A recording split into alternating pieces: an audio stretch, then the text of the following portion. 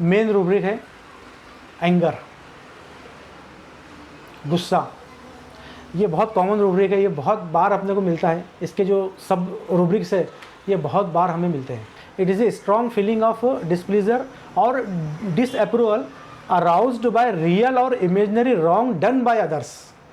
जब इंसान के मन मुताबिक कुछ काम ना हो या उसे लगे कि किसी ने उसका नुकसान कर दिया हो, तो जो इमोशन डेवलप होता है वो एंगर कहलाता है।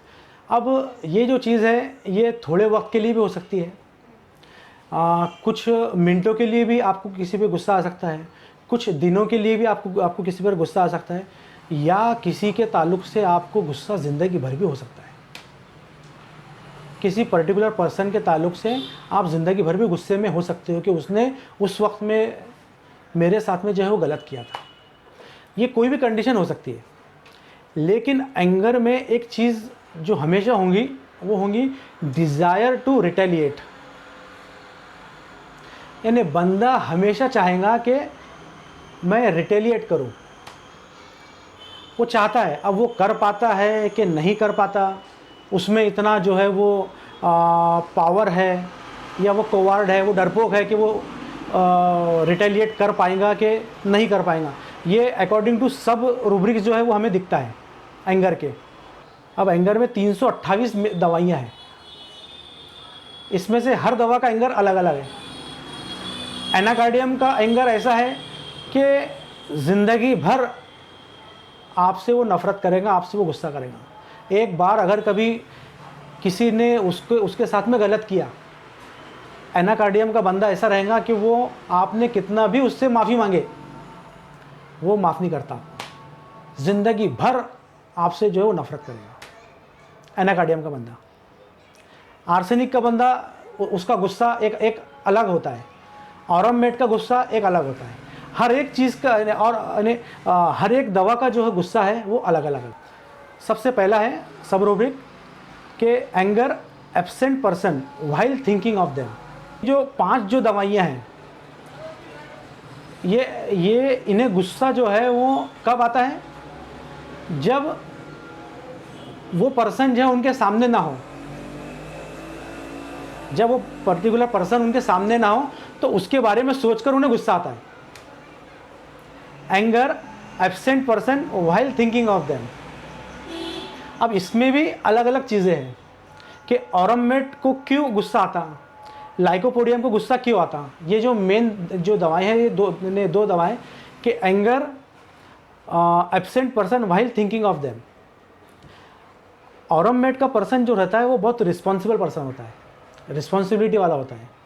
अब इसमें क्या होता है कि ये समझ लो ये ऑफिस में कोई एक ऑफिस है जिसमें ऑरममेट का पर्सन है जो कि काम कर रहा है। अब उसके जो कलीग्स रहेंगे वो क्या करेंगे कि वो इसको खुद के भी काम दे देंगे, भाई मेरा भी काम कर दे, मेरा भी काम कर दे। तो ये रिस्पॉन्सिबिलिटी सबकी ढोते रहता, सबकी जिम्मेदारियाँ जो है वो ले लेगा। अब लेने के बाद में क्या होगा कि जब ये काम करने की बारी आएगी तो ओवरलोड हो गया, यानी इसकी कैपेसिटी से ज़्यादा ये काम ले लेता है। मना नहीं कर सकता क्योंकि रिस्पॉन्सिबल पर्सन है।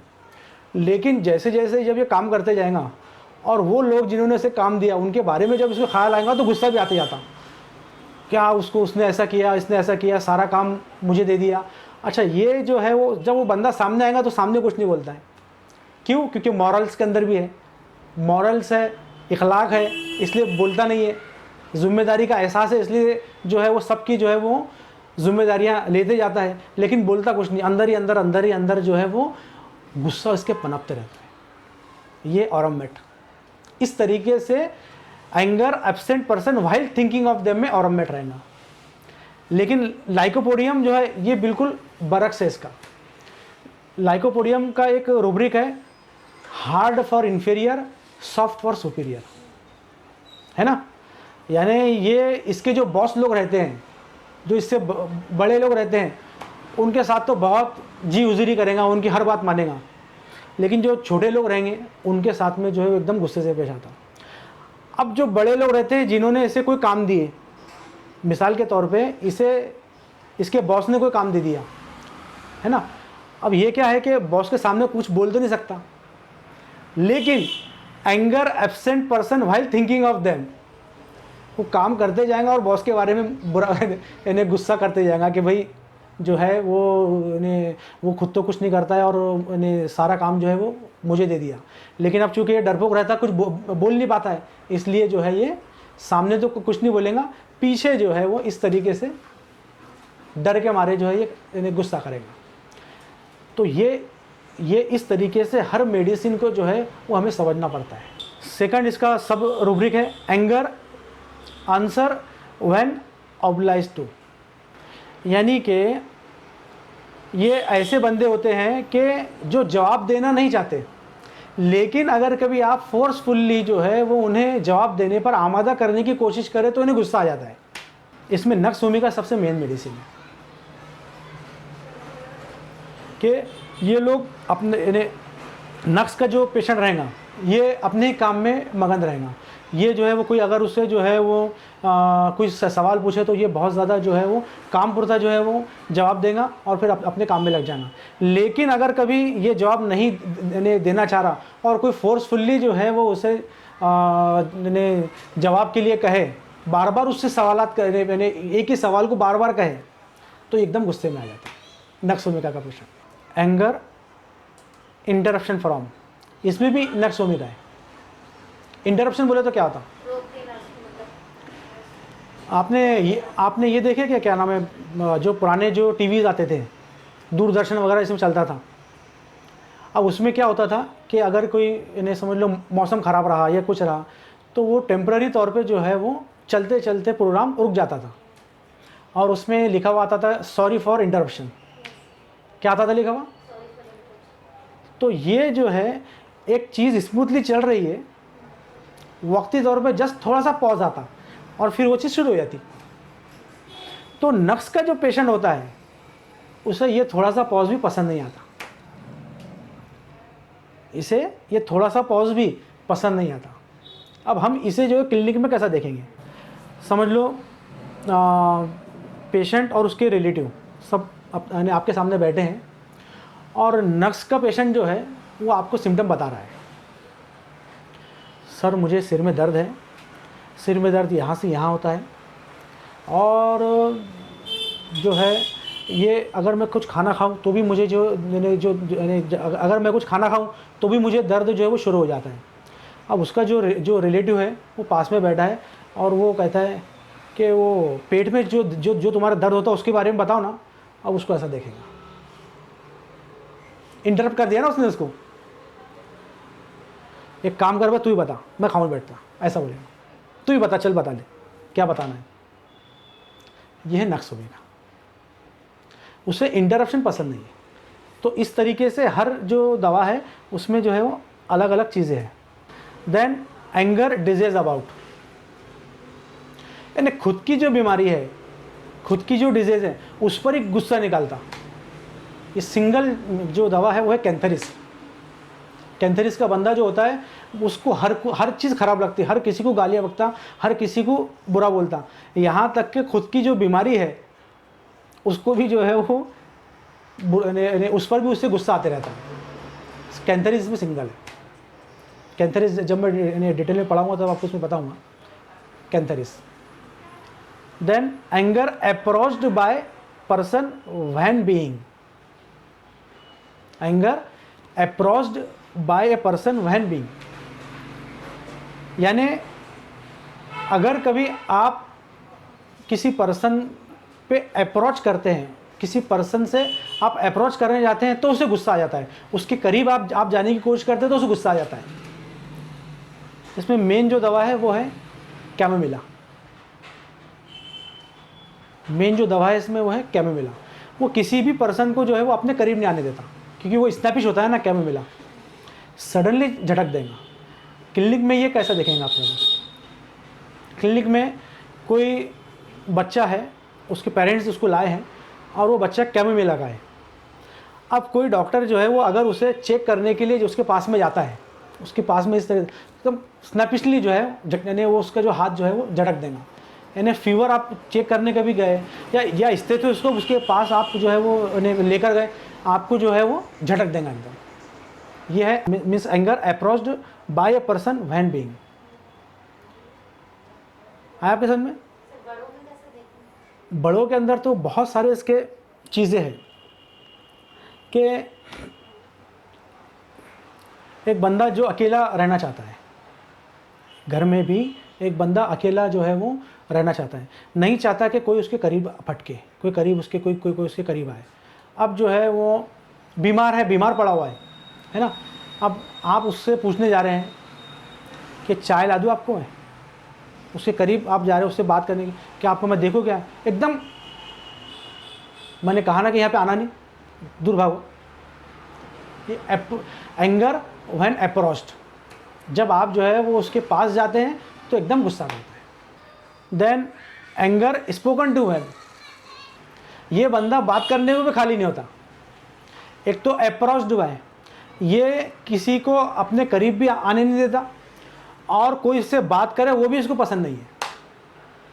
क्या भी मिला का person, anger spoken to when, कोई उससे बात करे तो भी उसको पसंद नहीं आता। Then anger throwing things around,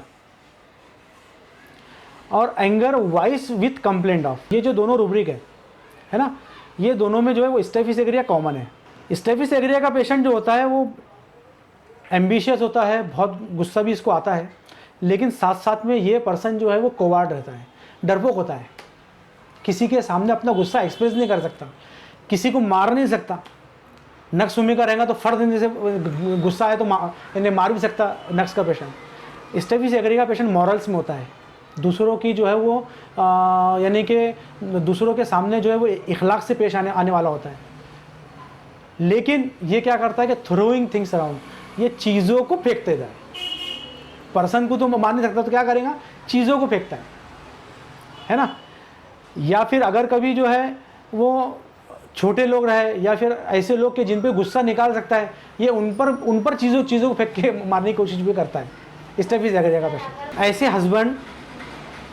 ऐसे हस्बैंड जो बाहर के सारे गुस्सा जो है वो घर पे निकालते हैं, जनरली स्टेफिस एग्रिया होते हैं कि बीवी पे चलती है, वाइफ पे चलती है, बाहर किसी पे चलती नहीं, तो वो सब के सब जो है वो स्टेफिस एग्रिया होते हैं।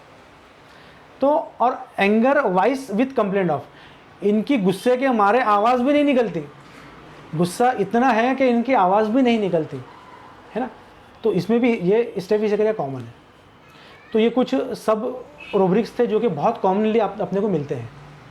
देन एंग्यूश बोले तो पीड़ा, तकलीफ़, वेदना, सख्त तकलीफ़ में रहना, बहुत ज़्यादा जो है वो पेन में, डिस्ट्रेसिंग कंडीशन में रहना, आइदर मेंटल और फिज़िकल। या तो जहनी तकलीफ़ बहुत रहती है इसे, या फिर जिस्मानी तकलीफ़ बहुत रहती है इसे। इन दोनों भी चीज़ों के अंदर जो है यानी ये दोनों चीज़ें जो है वो एंग्यूश के अंदर आती है।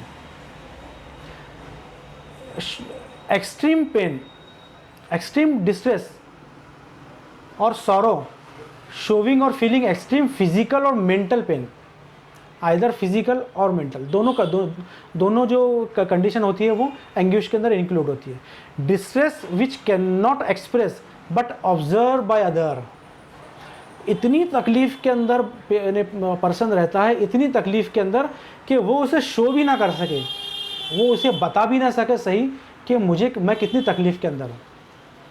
ये दूसरों के थ्रू ऑब्ज़र्व की जाती है। मिसाल के तौर पे डिसमेनोरिया के अंदर क्या होता है कि पेशेंट को इतनी तकलीफ़ होती है, इतनी तकलीफ़ है कि वो किसी को बता भी नहीं पा रही कि मैं कितनी तकलीफ़ के अंदर, वो तड़प रही है, होता है ना बहुत सारे। तो वो एंग्यूश की कंडीशन है, वो कंडीशन एंग्यूश की। ये फिजिकल पेन हो गया, साथ में जो है वो मेंटल एगोनी भी है ना, उसको बहुत तकलीफ़ में है, लेकिन वो एक्सप्रेस भी नहीं कर पा रही। मेंटल एगोनी भी इसमें होती है, फिजिकल एगोनी के साथ में जो है वो मेंटल एगोनी भी इसमें होती है। इसमें आप पेशेंट में आप कैसा समझेंगे इसको, इसके अंदर जो है वो एक रूब्रिक है, एंग्यूश रेस्पिरेशन प्रिवेंटिंग।